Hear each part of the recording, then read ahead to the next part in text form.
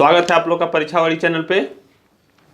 हम लोगों ने संविधान के एक नॉर्मली प्रारूप को देख लिया है कि किस प्रकार से भाग डिवाइड है। 22 भाग में संविधान पूरा उसको पार्टीशन किया गया है।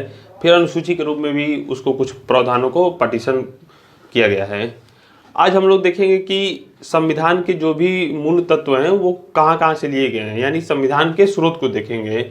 संविधान सभा में जो भी सदस्य थे तो उन्होंने अपने से सोच के बहुत कुछ नहीं लिखा, मतलब मैक्सिमम चीज संविधान की अन्य देशों की जो अच्छी अच्छी बातें थी उसको उन्होंने अधिग्रहण किया और अपने संविधान में लागू किया, उसको प्रावधानित किया। तो उसको हम देखेंगे। ये भी परीक्षा में काफी पूछा जाता है कि ये चीज कहाँ से लिया गया है, किस देश से लिया गया है। तो उसको हम एक एक करके देखेंगे। आज एक देश देखेंगे, उसमें जो भी प्रणाली है, जो भी व्यवस्था ली गई है वहां से उसको एक साथ रख के देखेंगे। तो शुरू करते हैं इसको, संविधान के स्रोत वाले टॉपिक को।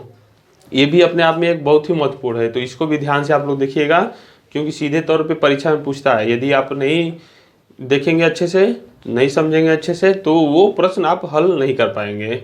अभी एक प्रारूप को समझिएगा, फिर इन सब चीज़ों को अलग अलग से बताना है मुझे। आपको एक एक चीज़ को अच्छे से बताऊंगा मैं, तो आप लोग बस जुड़े रहिए। तो देखिए, पहला स्रोत कौन सा है? भारत शासन अधिनियम 1935। हम लोगों ने भारत शासन अधिनियम 1935 को पढ़ा था। किस परिप्रेक्ष्य में पढ़ा था? तो संवैधानिक सुधार के परिप्रेक्ष्य में पढ़ा था, संवैधानिक विकास के परिप्रेक्ष्य में पढ़ा था, ऐतिहासिक पृष्ठभूमि के परिप्रेक्ष्य में पढ़ा था। तो उससे भी जो प्रावधानित है प्रावधान, उससे भी भारतीय संविधान में कुछ चीज़ों को समाहित किया गया है। जो उस समय चल रहा था 1935 के अधिनियम से, उसको भी इसमें सीधे तौर पे लागू किया गया। तो क्या क्या वहां से लागू किया गया उसको एक एक करके देख लेते हैं। तो देखिए, भारत शासन अधिनियम 1935 से क्या लिया गया? तो पहला लिया गया संघीय तंत्र को। संघीय तंत्र क्या है? यानी कि जो शक्तियों का पृथक्करण, यानी राज्य सरकार को भी कुछ पावर दिया गया, कुछ केंद्र सरकार को पावर दिया गया। दोनों को इस एक्ट में रखा गया कि शक्ति का बंटवारा किया गया है। तो भारतीय संविधान में भी वैसा ही प्रावधानित किया गया है। हम लोगों ने भाग में भी देखा था हल्का फुल्का, आप लोग को याद होगा कि केंद्र सरकार को अलग से आर्टिकल प्रदान की गई है, अलग से शक्तियां प्रदान की गई हैं, अलग से क्षेत्राधिकार प्रदान की गई हैं, और राज्य सरकार को भी अलग से पावर दी गई है और क्षेत्राधिकार प्रदान किया गया है कि किस किस विषय पे केंद्र सरकार कानून बनाएगा, किस विषय पे राज्य सरकार कानून बनाएगा। तो इसी को एक फेडरल सिस्टम बोलते हैं, संघीय तंत्र बोलते हैं। तो ये कहाँ से लिया गया? 1935 के अधिनियम से। दूसरा क्या है? राज्यपाल का कार्यकाल। राज्यपाल का कार्यकाल, हर राज्यों का एक एक राज्यपाल होता है, आप लोग पढ़ेंगे। ये राज्य का मुखिया होता है, प्रधान होता है, जैसे देश का प्रधान राष्ट्रपति होता है। तो उसके कार्यकाल के बारे में बताया गया है। ये प्रावधान भी इसी से लिया गया है कि कितने साल, अमूमन 5 साल तक रहता है, या राष्ट्रपति के प्रसाद पर्यंत तक। तो ये हम लोग पढ़ेंगे इनके कार्यकाल को, तो अच्छे से पढ़ा जाएगा जब राज्यपाल को पढ़ा जाएगा। तो फिर आगे आता है न्यायपालिका को। जो भारत की एकल न्यायपालिका है वो कहाँ से ली गई है? भारत शासन अधिनियम 1935 से। आप लोग यहाँ कंफ्यूज मत करिएगा। न्यायपालिका की जो स्वतंत्रता है या न्यायिक पुनरावलोकन सिद्धांत है वो अमेरिका से लिया गया है, तो उसको आगे हम लोग देखेंगे। लेकिन न्यायपालिका का जो ढांचा है वो भारत शासन अधिनियम 1935 से लिया गया है, जो एकल न्यायपालिका है। तो इसको देखते हैं। फिर आगे लोक सेवा आयोग। लोक सेवा आयोग से तात्पर्य कि जो बड़े बड़े स्तरों पे अधिकारियों की नियुक्ति करती है, वैकेंसी निकालती है, उनको, वो काम होता है लोक सेवा आयोग का। तो उसके लिए भी प्रावधानित किया गया था भारत शासन अधिनियम 1935 के अंतर्गत। तो उसको भी यहीं से लिया गया है। फिर आगे आता है आपातकालीन उपबंध। आपातकालीन उपबंध से तात्पर्य है कि इमरजेंसी टाइम में क्या था प्रावधान कि वायसराय कोई भी डिसीजन ले सकता था। भले ही कोई भी व्यवस्था लागू हो, कोई भी नियम लागू हो, लेकिन ऐसी स्थिति विद्यमान हो जाती है कि अब उस पर सीधे तौर पे तत्काल रूप से निर्णय लेना है, क्योंकि कोई भी कानून बनाना रहेगा तो उस पर संसद बनाएगी, तो उसको लेट करेगी।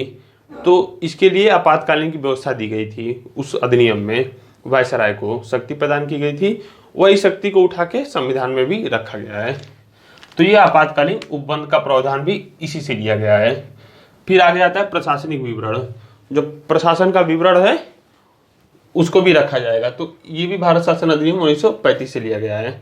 अभी हम लोग को केवल संक्षिप्त रूप में देखना है कि क्या चीजें कहाँ कहाँ से ली गई हैं। बस एक मन में आप लोग बैठाए रखिए, मैं हल्का फुल्का बस चीज़ों को बताते चल रहा हूँ कि ये क्या चीज़ है और कहाँ से लिया गया है। ठीक, फिर अब आते हैं ब्रिटेन से। देखिए, ब्रिटेन ही भारत शासन अधिनियम लाया था, लेकिन कुछ अपने यहाँ के प्रावधानों से इतर भारत में लाया था। यानी अपने यहाँ जो प्रावधान चल रहे थे उससे हट के भी भारत के लिए अलग से यहाँ की सिचुएशन के हिसाब से, यहाँ की जो उस समय की वर्तमान परिस्थिति थी उस हिसाब से भारत के लिए अलग से कानून बनाता था, क्योंकि उस पर उसको नियंत्रण भी रखना था भारत पे, तो उसके लिए अलग से कानून बनाना ही बनाना था। तो ये व्यवस्था वहाँ पे प्रावधानित किया गया था। तो लेकिन ब्रिटेन में अलग से प्रावधान था, तो ब्रिटेन से भी कुछ प्रावधानों को भारत में समाहित किया गया। तो क्या किया गया? पहला, संसदीय शासन। संसदीय शासन, संसदीय शासन से तात्पर्य क्या है कि जो लोकसभा और राज्यसभा है वो संसदीय शासन है। यानी संसदीय शासन से तात्पर्य होता है कि देश का सबसे प्रमुख कौन होगा? तो एक संसद होगा, और संसद से निकल कर मंत्रिमंडल बनेगी। मंत्रिमंडल जो है वो राष्ट्रपति, एक जो देश का सर्वोच्च होगा, उसको सलाह देगा। यानी संसद में जनता के प्रतिनिधि आएंगे, बैठेंगे और वो देश के लिए एक विधि बनाएंगे, कानून बनाएंगे, और कार्यपालिका के रूप में भी उससे जो सरकार के सदस्य होंगे उसमें कुछ सदस्य निकल के मंत्रिमंडल का निर्माण करेंगे और वो सलाह देंगे देश के मुखिया को, और वो मुखिया देश का संचालन उनकी सलाह के हिसाब से कार्य करेगा। यही एक पूरा स्ट्रक्चर ही संसदीय प्रणाली है। तो ये व्यवस्था भी ब्रिटेन से ली गई है, क्योंकि वहां भी ऐसा ही प्रावधान है। बस यहाँ पे क्या अंतर है कि यहाँ पे भारत में राष्ट्रपति हो जाता है देश का प्रधान, और वहां पे देश का प्रधान वंशानुगत रूप से है, राजा है, महारानी है। ठीक, फिर आता है विधि का शासन। विधि का शासन क्या है? तो विधि का शासन, जब आर्टिकल आप लोग 14 पढ़ेंगे तो उसमें पढ़ेंगे विधि का शासन। विधि का शासन से तात्पर्य होता है कि लॉ के सामने सभी लोग समान रहेंगे। यानी कानून कौन करेगा? शासन किसका है? तो न राजा का है न महाराजा का है। शासन किसका है? तो विधि का है। विधि के सामने सभी लोग समान हैं, यही है विधि का शासन। चाहे वो हम हो, चाहे राष्ट्रपति हो, चाहे कोई भी हो, राष्ट्रपति को थोड़ा सा एक्सेप्शन मिला हुआ है, तो वो बात अलग है। कुछ अपवाद हर चीज में रहता है, लेकिन लगभग जगह पे सभी के लिए समान रूप से कानून लागू है। यही है विधि का शासन। विधायी प्रक्रिया। विधायी प्रक्रिया क्या तात्पर्य है? विधायी प्रक्रिया से ये चीज तात्पर्य है कि कोई भी बिल आएगा, कैसे पेश होगा, कहाँ पेश होगा पहले, फिर वहाँ से पास होके कहाँ जाएगा, उसका निलंबन कैसे किया जाएगा, फिर वो बिल कैसे अधिनियम बनेगा, ये सब जो प्रोसीजर है पूरा, वो विधायी प्रक्रिया के अंतर्गत आती है। तो ये प्रावधान भी ब्रिटेन से लिया गया है। फिर अगला है एकल नागरिकता। एकल नागरिकता क्या है कि हमारे यहाँ जो देश है वो कई राज्यों में विभक्त है, तो हम राज्यों के निवासी होते हैं, न कि राज्य के नागरिक होते हैं। हम लोग की नागरिकता केवल एक है, लेकिन उल्टा है अमेरिका में। जैसे अपने यहाँ सोचेंगे तो सोचेंगे कि नागरिकता एक ही होती है, लेकिन ऐसे समझिए अमेरिका में क्या है कि जितने भी राज्य हैं, तो अमेरिका में पहले राज्य के भी नागरिक हैं, फिर अमेरिका के नागरिक हैं। दो उनकी नागरिकता प्रदान है, दोहरी नागरिकता। लेकिन भारत में क्या है कि हम लोग केवल भारत के नागरिक हैं, बाकी राज्यों के हम लोग निवासी कहे जाएंगे। ये चीज वहां से लिया गया है।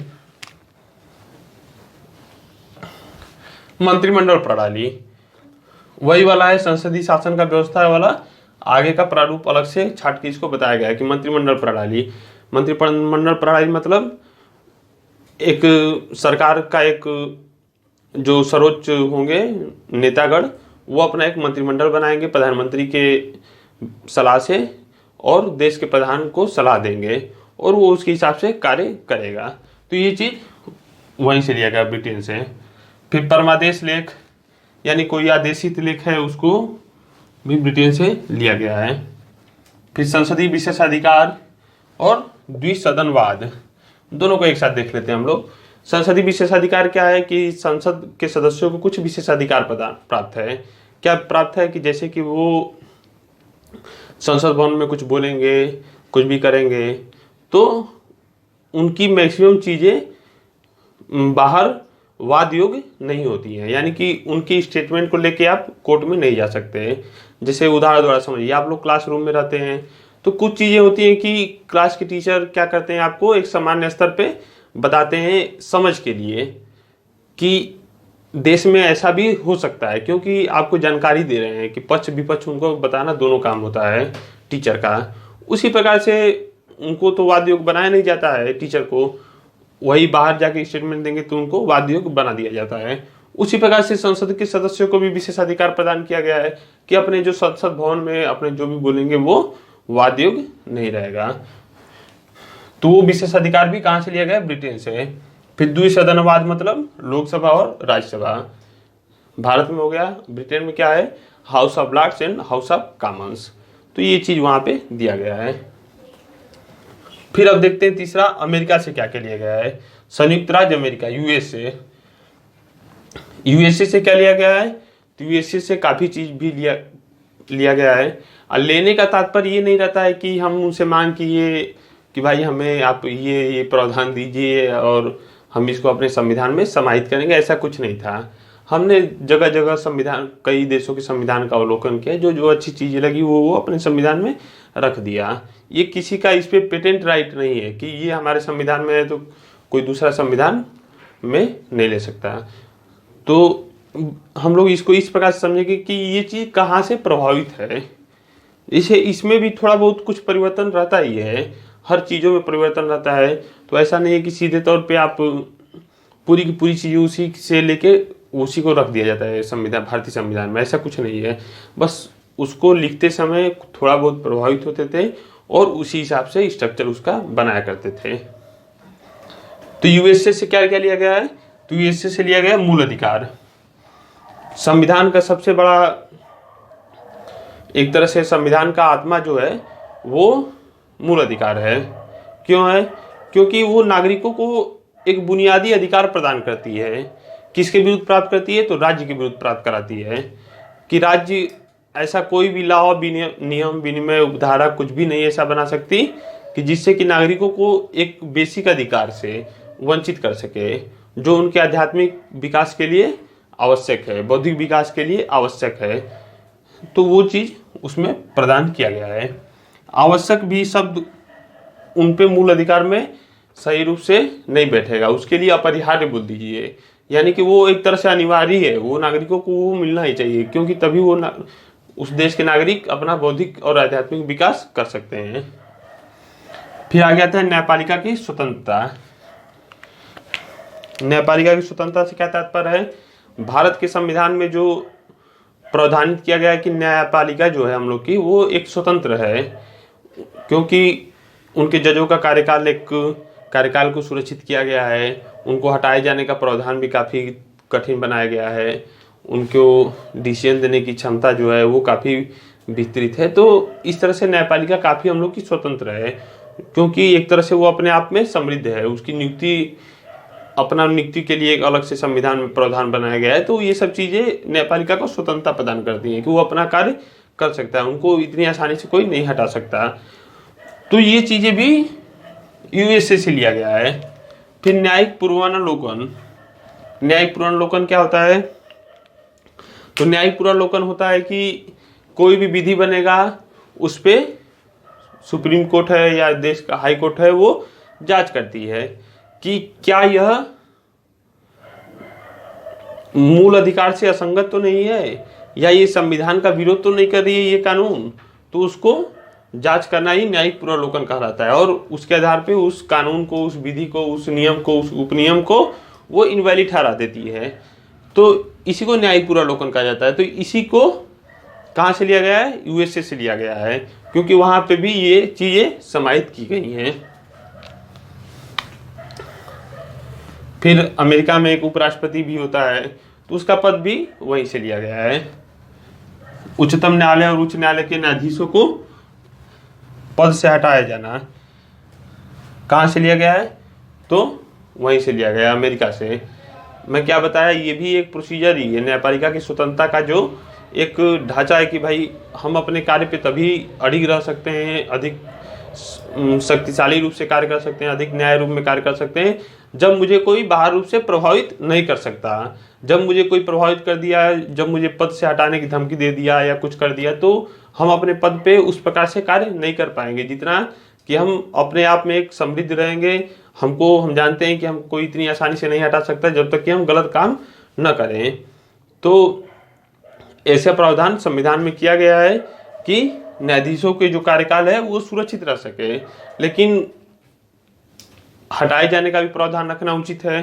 तो जो हटाए जाने की प्रावधान है, यानी जो महाभियोग जैसी प्रक्रिया है, महाभियोग नहीं, महाभियोग जैसी प्रक्रिया, वो इन पे लागू होती है। ये कहाँ से लिया गया है? ये भी यूएसए से लिया गया है। और राष्ट्रपति पे महाभियोग, राष्ट्रपति को भी हटाया जा सकता है, तो सिद्ध कदाचार एवं असमर्थता पे, तो ये भी यूएसए से ही लिया गया है, क्योंकि वहाँ के राष्ट्रपति को भी हटाने का प्रावधान किया गया है। भारत देश में महाभियोग किस पे लग सकता है? तो महाभियोग केवल राष्ट्रपति पे लगता है, बाकी अन्य सदस्यों पे महाभियोग जैसी प्रक्रिया शब्द का उल्लेख किया गया है। चौथा देखते हैं आयरलैंड से।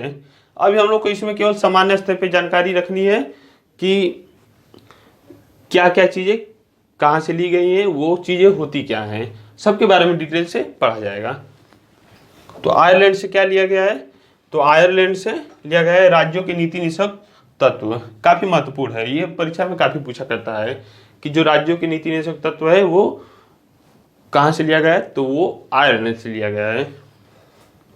फिर दूसरा क्या है? आयरलैंड से राष्ट्रपति की जो निर्वाचन पद्धति है उसको आयरलैंड से लिया गया है। कौन सी पद्धति से निर्वाचन होता है तो हम लोग पढ़ेंगे ही आगे, जाहिर सी बात है, लेकिन अभी आप लोग को बता देते हैं कि एकल संक्रमण पद्धति से उनका निर्वाचन होता है।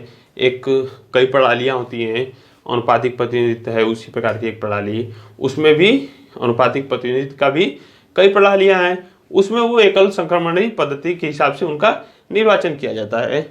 तो ये चीज़ें भी आयरलैंड से लिया गया है। आ जाता है राज्यसभा सदस्यों का नामांकन भी आयरलैंड से लिया गया है। इतनी चीजें यहाँ से लिया गया है। अब आगे देखते हैं, अब देखते हैं कनाडा से क्या लिया गया है। कनाडा से लिया गया है, हम लोग क्या पढ़े थे 1935 में जो संघीय व्यवस्था का संघीय तंत्र है वो भारत शासन अधिनियम 1935 से लिया गया है, लेकिन सशक्त केंद्र के साथ संघीय व्यवस्था वो कनाडा से लिया गया है। कहाँ से लिया गया है? कनाडा से लिया गया है।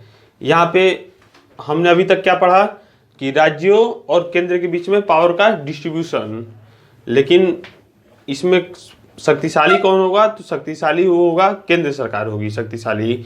ये व्यवस्था कहाँ से लिया गया है? कनाडा से लिया गया है। सशक्त केंद्र के साथ संघीय व्यवस्था, संघीय तंत्र 1935, दोनों शब्द में अंतर को समझिएगा।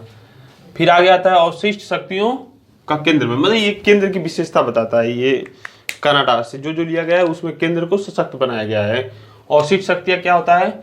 यानी ऐसी सूची, ऐसा विषय जो न तो केंद्र सूची में है, न तो राज्य सूची में, न तो समवर्ती सूची में है। कुछ ऐसे विषय हो जाते हैं कि भाई उसको उल्लिखित नहीं किया जा सकता है, तो उसको अवशिष्ट शक्तियाँ कहते हैं। तो उस पर केंद्र सरकार को अधिकार प्रदान किया गया है कि उस पर वो लॉ बनाएगी, उस पर वो विधि बनाएगी। ठीक, केंद्र द्वारा राज्यपाल की नियुक्ति और क्या प्रावधान किया गया है? देखिए ये सब संघीय व्यवस्था के जो एक आदर्श संघीय व्यवस्था है उसका ये सब प्रतिकूल स्थिति को बताता है, केंद्र को सशक्त करता है। कौन? कनाडा का संविधान। उससे जो जो चीजें प्रभावित है वो चीजें मैं बता रहा हूँ आप लोग को। तो राज्यपाल की नियुक्ति, अब राज्यों में राज्यपाल की नियुक्ति कौन करता है? तो केंद्र सरकार करता है। तो केंद्र सरकार करेगा, तो एक तरह से राज्यपाल को केंद्र सरकार का एजेंट भी बोला जाता है। खैर वो तो बात की बात है, हम लोग अभी यहाँ पे पढ़ रहे हैं कि कौन चीजें कहाँ से ली गई है। तो राज्यपाल की नियुक्ति केंद्र सरकार द्वारा, ये भी कनाडा से लिया गया है। फिर सुप्रीम कोर्ट का परामर्शी न्याय निर्णय, सुप्रीम कोर्ट जो परामर्श के रूप में देती है केंद्र सरकार को सलाह, आर्टिकल 143, वो भी वहीं से लिया गया है, कनाडा से। फिर अब आता है ऑस्ट्रेलिया से क्या क्या लिया गया है। तो ऑस्ट्रेलिया से लिया गया है समवर्ती सूची को। कौन सी सूची को? समवर्ती सूची को, यानी जिस पे केंद्र और राज्य सरकार दोनों मिलके कानून बनाए उसको समवर्ती सूची कहते हैं। यानी कि कोई ऐसा विषय है कि जिस पे केंद्र सरकार भी कानून बनाती है, राज्य सरकार भी कानून बनाती है, तो उसको समवर्ती सूची कहा जाता है। फिर दूसरा क्या लिया गया है? व्यापार, वाणिज्य और समागम की स्वतंत्रता। व्यापार करने की, वाणिज्य करने की और समागम करने की स्वतंत्रता जो है वो भी ऑस्ट्रेलिया से लिया गया है। आगे आता है संसद का संयुक्त बैठक, यानी लोकसभा और राज्यसभा में साधारण कोई विधेयक को लेके गतिरोध उत्पन्न हो जाता है तो उसके लिए राष्ट्रपति क्या करता है, दोनों को एक साथ इकट्ठा कर देता है और वोटिंग कराता है, तो उसी को संयुक्त बैठक कहा जाता है। इसको भी अलग से हम लोग पढ़ा जाएगा। तो ये चीजें भी कहाँ से लिया गया है, ऑस्ट्रेलिया से लिया गया है। अगला क्या है, जर्मनी से। जर्मनी से क्या लिया गया है, आपातकाल के समय मूल अधिकारों का स्थगन। आपातकाल के उपबंध दूसरी जगह से लिया गया है, आपातकाल में मूल अधिकारों का स्थगन जर्मनी से लिया गया है। हिटलर का नाम आप लोग सुने हुए होंगे, तो ये व्यवस्था वहीं से ली गई है। उनका सिद्धांत यही था कि भाई नागरिकों का मूल अधिकार तभी तक रहेगा जब देश रहेगा। तो ऐसी स्थिति विद्यमान हो गई है तो पूरे देश को बचाया जाएगा, न कि नागरिकों के मूल अधिकार को। इसलिए इमरजेंसी टाइम में मूल अधिकारों को स्थगन किया जाता है। आप लोग डीप में जाएंगे तो इमरजेंसी में भी मूल अधिकारों का स्थगन नहीं होता है, उनके केवल प्रवर्तन कराने का राइट को स्थगित किया जाता है, बाद में उसको प्रवर्तित कराया जा सकता है। सोवियत संघ से लिया गया है कुछ चीजें। सोवियत संघ रशिया से, जो अभी का संविधान है उससे नहीं। जब सोवियत संघ एक बड़ा सा विशाल देश था कई देशों से, अब तो बंटवारा हो गया 92 में, तो उसके संविधान में इससे भी कुछ चीजें लिया गया था। जैसे मूल कर्तव्य, नागरिकों पे कुछ मूल कर्तव्य आरोपित किया गया है कि हर नागरिक का एक कर्तव्य होगा कि वो ये कार्य, ये चीजों के प्रति श्रद्धा रखेगा, भाव रखेगा, तो वो मूल कर्तव्य के अंतर्गत रखा गया। तो वो भी सोवियत संघ से लिया गया है। प्रस्तावना में न्याय को लिया गया है। जो प्रस्तावना में न्याय है, सामाजिक, आर्थिक, राजनीतिक न्याय की जो बात करता है प्रस्तावना, वो सोवियत संघ से ही लिया गया है। तो ये भी काफी महत्वपूर्ण है, ये भी पूछा करता है प्रश्न में। फिर फ्रांस से क्या क्या लिया गया है, तो फ्रांस से गणतंत्रात्मक व्यवस्था लिया गया है। गणतंत्रात्मक व्यवस्था यानी कि देश का कोई भी पद वंशानुगत न हो, मुख्य रूप से देश का सर्वोच्च पद तो वंशानुगत न ही हो। ठीक, तो ये व्यवस्था फ्रांस से लिया गया है। फिर प्रस्तावना में स्वतंत्रता। प्रस्तावना में स्वतंत्रता, 5 प्रकार की स्वतंत्रता की बात की गई है कि विश्वास, अभिव्यक्ति, विचार, धर्म और उपासना की जो स्वतंत्रता है 5 प्रकार की, उसकी बात वो भी फ्रांस से लिया गया है। फिर समता की बात की गई है, बंधुत्व और के आदर्श की प्रस्तावना में ये सब बातें की गई, इसको अलग से पढ़ाई जाएगा हम लोग। तो ये सब चीजें वहीं से लिया गया, फ्रांस से। फिर अगला आता है 10वां, दक्षिण अफ्रीका। दक्षिण अफ्रीका से ये काफी महत्वपूर्ण है, ये आप लोग इसको और ध्यानपूर्वक रखिएगा। इसमें भी जैसे छठा होता है कि क्या क्या परीक्षा में पूछता है, आप लोग प्रश्न को देखेंगे तो आप लोग को एक आइडिया नॉर्मली लग जाता है कि कौन कौन सा पॉइंट उठा के पूछता है। मैं तो विस्तृत रूप में आप लोग को बता दिया कि ये चीजें लगभग रूप से ली गई हैं। तो संविधान की जो संशोधन की प्रक्रिया है संविधान में, वो कहाँ से लिया गया है, वो दक्षिण अफ्रीका से लिया गया है। फिर राज्यसभा के सदस्यों के निर्वाचन की जो प्रणाली है वो भी दक्षिण अफ्रीका से ही लिया गया है। अब 11वां देखते हैं, जापान से लिया गया है। जापान से क्या लिया गया है, विधि द्वारा स्थापित प्रक्रिया। यानी विधि द्वारा स्थापित प्रक्रिया से तात्पर्य होता है कि विधि ने कोई ऐसा प्रक्रिया, प्रोसीजर स्थापित किया है कि उसके द्वारा ये चीज हो सकती है, तो वो चीज किया जा सकता है, तो वो चीज जापान से लिया गया है। खैर हर चीज़ों के बारे में हम लोग डीप में पढ़ेंगे ही, एक नॉर्मली समझ आप लोग इससे समझे होंगे। आप लोग इतना इस चीज़ को लिख लीजिएगा, कहीं ये परीक्षा में काफ़ी पूछा जाता है। जो मैं अलग अलग से बताया हूँ पार्ट वाइज, वो काफ़ी महत्वपूर्ण है। ऐसा तथ्य जो आप लोग इसको एवॉइड करेंगे तो परीक्षा में 2 क्वेश्चन 3 क्वेश्चन आराम से गलत कर ले जाएंगे। यदि सही से पढ़ लेंगे, इसको समझ लेंगे तो आराम से हल भी कर ले जाएंगे। तो इसमें कोई बहुत दिक्कत वाली बात नहीं आती है, बस समझे रहिए। समझे रहेंगे तो वहाँ पे परीक्षा हाल में आपको चीज़ें याद आ जाती हैं। तो आज के लिए इतना ही। अब कल से संविधान के पाठ को हम लोग एक एक करके पढ़ा जाएगा। कल प्रस्तावना को देखा जाएगा, फिर ऐसे ही करके पढ़ा जाएगा। आज के लिए इतना ही, धन्यवाद।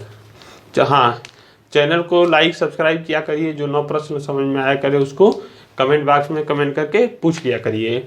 आपको उसको उत्तर दिया जाएगा, समाधान प्रदान किया जाएगा, अच्छे समझाया जाएगा, आपको संतुष्ट किया जाएगा। और चैनल को शेयर भी किया करिए। ठीक है, धन्यवाद।